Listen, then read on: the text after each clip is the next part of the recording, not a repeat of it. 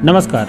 आज हम बात करेंगे उस शख्सियत के बारे में, उस व्यक्तित्व के बारे में जिसकी जयंती आज पूरा भारतवर्ष मना रहा है। 40 वर्ष की उम्र में प्रधानमंत्री बनने वाले श्री राजीव गांधी के बारे में, जो भारत के सबसे कम उम्र के प्रधानमंत्री थे और संभवतः दुनिया के उन युवा राजनेताओं में से एक हैं जिन्होंने सरकार का नेतृत्व किया है। उनकी मां श्रीमती इंदिरा गांधी 1966 में जब पहली बार प्रधानमंत्री बनी थी, तब वह उनसे मात्र उम्र में 8 साल बड़ी थी। उनके महान नाना जी पंडित जवाहरलाल नेहरू 58 वर्ष के थे जब उन्होंने स्वतंत्र भारत के प्रथम प्रधानमंत्री के रूप में 17 साल की लंबी पारी की शुरुआत की। देश में पीढ़ीगत बदलाव के अग्रदूत श्री गांधी को देश के इतिहास में सबसे बड़ा जनादेश प्राप्त हुआ था। अपनी मां की हत्या के शोक के उबरने के बाद उन्होंने लोकसभा के लिए चुनाव कराने का आदेश दिया। 700 करोड़ भारतीयों के नेता के रूप में इस तरह की शानदार शुरुआत भी परिस्थितियों में उल्लेखनीय मानी जाती है। यह इसलिए भी अद्भुत है क्योंकि वो उस राजनीतिक परिवार से संबंधित थे जिसकी 4 पीढ़ियों ने स्वतंत्रता संग्राम के दौरान एवं इसके बाद की भारत की सेवा की थी। उसके बावजूद श्री राजीव गांधी राजनीति में अपने प्रवेश को लेकर अनिच्छुक थे एवं उन्होंने राजनीति में देर से प्रवेश किया था। श्री राजीव गांधी का जन्म 20 अगस्त 1944 को बंबई में हुआ था। वह सिर्फ 3 वर्ष के थे जब भारत स्वतंत्र हुआ था और उनके दादा स्वतंत्र भारत के प्रथम प्रधानमंत्री बने थे। उनके माता पिता लखनऊ से नई दिल्ली आकर बस गए। उनके पिता फिरोज गांधी सांसद बने एवं जिन्होंने एक निडर तथा मेहनती सांसद के रूप में ख्याति अर्जित की। राजीव गांधी अपने बचपन दादा के साथ 3 मूर्ति हाउस में बिताया, जहां इंदिरा गांधी ने प्रधानमंत्री की परिचारिका के रूप में कार्य किया। वे कुछ समय के लिए देहरादून के वेल्हम स्कूल गए, लेकिन जल्द ही उन्हें हिमालय की तलहटी में स्थित आवासीय दून स्कूल में भेज दिया गया।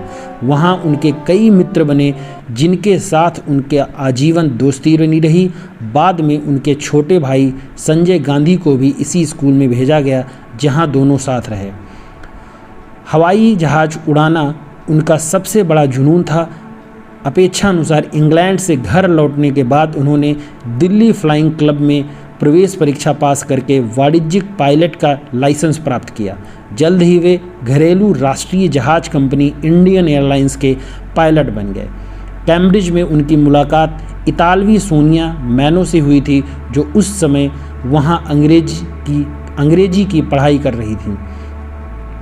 उन्होंने 1968 में नई दिल्ली में शादी कर ली। वे अपने दोनों बच्चों राहुल और प्रियंका के साथ नई दिल्ली में श्रीमती इंदिरा गांधी के निवास पर रहे, लेकिन 1980 में एक विमान दुर्घटना में उनके भाई संजय गांधी की मौत ने सारी परिस्थितियां बदल कर रख दी।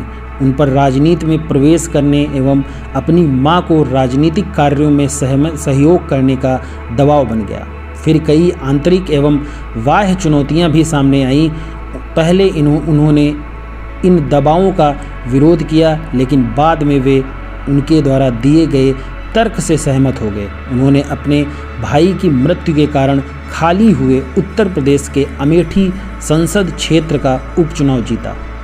नवंबर 1982 में जब भारत ने एशियाई खेलों की मेजबानी की थी, स्टेडियम के निर्माण एवं अन्य बुनियादी सुविधाएं उपलब्ध कराने संबंधी वर्षों पहले किए गए वादे को पूरा किया। श्री गांधी को यह जिम्मेदारी दी गई थी कि सारे काम समय पर पूर्ण हो एवं सुनिश्चित किया जा सके कि बिना किसी रुकावट एवं खामियों के खेल का आयोजन किया जा सके।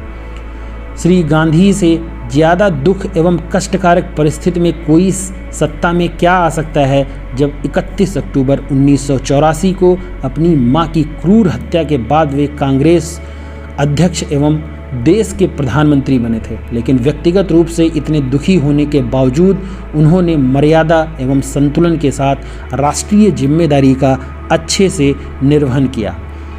महीने भर के लंबे चुनाव अभियान के दौरान श्री गांधी ने पृथ्वी की परिधि के 1.5 गुना के बराबर दूरी तय कर यात्रा करते हुए देश के लगभग सभी भागों में जाकर 250 से अधिक सभाएं की एवं लाखों लोगों के आमने सामने मिले। स्वभाव से गंभीर लेकिन आधुनिक सोच एवं निर्णय लेने की अद्भुत क्षमता वाले श्री गांधी देश को दुनिया की उच्च तकनीक से पूर्ण कराना चाहते थे और जैसा कि वे बार बार कहते थे कि भारत की एकता को बनाए रखने के उद्देश्य के अलावा उनके अन्य प्रमुख उद्देश्यों में से एक है 21वीं सदी के भारत का निर्माण।